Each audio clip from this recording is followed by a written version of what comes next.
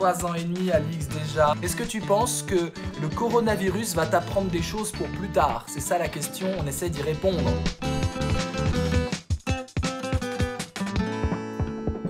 Reprendre les bonnes manières. Lesquelles? Lesquelles bonnes manières? Parce que moi, j'avais des bonnes manières avant la crise. Moi, mes bonnes manières, c'était de sortir, d'aller au restaurant, de faire la bise à tout le monde. Salut. C'était ça, mes bonnes manières. Et puis, quand quelqu'un était triste, j'allais tout près de lui, je disais... Ne sois pas triste, je suis là. On a vu souvent rejaillir le feu de l'ancien. Bon, bref. Et puis la politesse, moi, c'était de serrer les mains. Quand on disait bonjour et qu'on ne pouvait pas faire la bise parce qu'on ne connaissait pas trop la personne, on prenait sa main, on avait peut-être toussé dessus avant, et puis après on serrait la main. Salut, comment vas-tu? Oui, je vais bien. Voilà.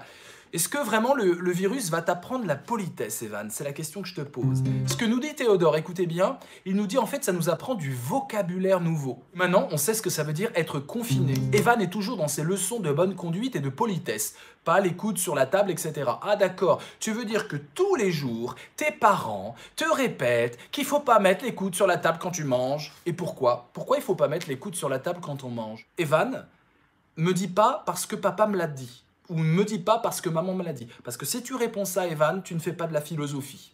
Tu ne fais que répéter ce que papa et maman t'ont dit. Et donc, tu n'as pas réfléchi. Or, la philosophie, c'est réfléchir. Si papa le dit, je réfléchis quand même. Si maman le dit, je réfléchis quand même. Si grand-mère le dit, je réfléchis quand même. Si grand-père le dit, je réfléchis quand même. Si je réfléchis quand même. Si je réfléchis quand même. Je réfléchis quand même. Je pense que les parents non plus ne savent pas pourquoi il ne faut pas mettre les coudes sur la table.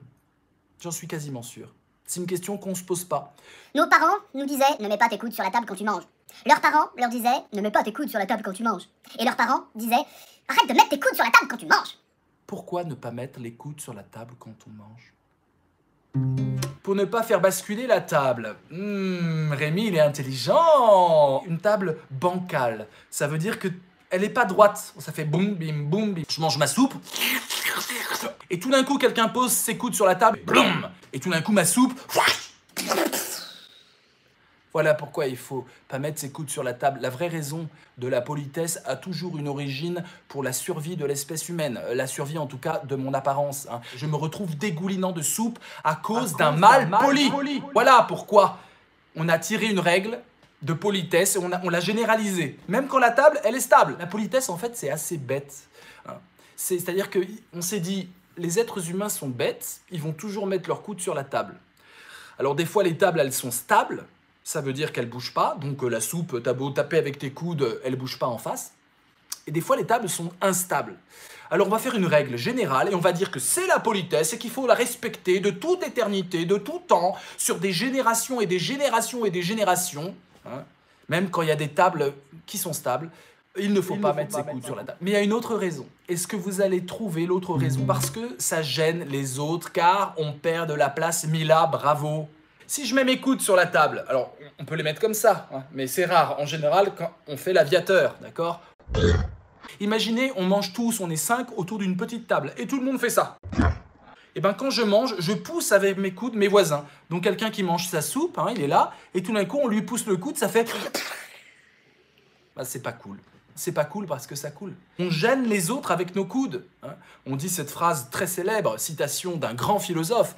Ton père n'est pas aviateur, non? Alors rabat tes ailes. La politesse, c'est en fait des règles pour qu'on vive mieux ensemble. Bien sûr, il faut s'interroger sur les règles qu'on a reçues de nos parents. Qu'ils les ont reçues de leurs parents, qu'ils les ont reçues de leurs parents, qu'ils les ont reçues de leurs parents. Vous connaissez peut-être cette petite fable intéressante. La fable des singes trop polis. Ta-ta-ta. 5 singes dans une cage. Et puis on leur mettait une banane dans la cage. Les bananes, les singes les adorent. Elle était suspendue à un fil, elle bougeait la banane. Le singe affamé touche la banane pour voir si c'est pas un piège et il s'apprête à prendre la banane pour la manger, d'accord? Tout d'un coup, on lui met un gros seau d'eau froide sur la tête. Il bondit dans la cage et il se recroqueville et tous les autres singes sont paniqués. Ils ont vu la scène. Il y a Mila qui est étonnée, qui a fait « Ah !» Eh bien les autres singes ne vont même pas toucher la banane. Et pourtant ils ont faim et la banane elle est là. Mais il y en a un qui a du courage. Il décide d'y aller quand même. Quand la nuit est tombée, quand tous les singes ronflent, C'est comme ça que ça ronfle un singe. Tout le monde dort et le petit malin, vous savez ce qu'il fait? Il va monter sur la cage comme ça et il va essayer d'attraper la banane par en dessous alors qu'il est suspendu avec sa queue en haut de la cage. Il attrape la banane, il s'apprête à la manger et tout d'un coup, un seau d'eau froide. Et il réveille tous les autres singes qui rigolent, qui se moquent de lui. Le lendemain, sur les 5 singes, on en prend un, le plus costaud de la bande, et on le remplace par un nouveau singe. Le nouveau venu, dans la cage, voit une banane, d'accord? Elle est là, devant son nez, et il a faim. Il s'approche de la banane. Elle est suspendue à un fil. Il vérifie si le fil n'est pas un piège, parce qu'ils sont pas idiots, les singes, quand même. Et puis, il s'apprête à l'attraper. Et vous savez ce qui se passe? Les 4 autres singes disent « Non, tu ne peux pas, tu ne peux pas, non, tu ne peux pas, tu ne peux pas, tu ne peux pas. » Et donc, il le fait pas. Le lendemain, on remplace un autre singe. Il y en a 3 qui ont vu le seau d'eau froide, les 2 autres sont nouveaux. Et puis après, on remplace un autre singe, et un autre singe. Et au bout de 5 jours, on a remplacé tous les singes qui ont vécu le coup du seau d'eau sur la tête.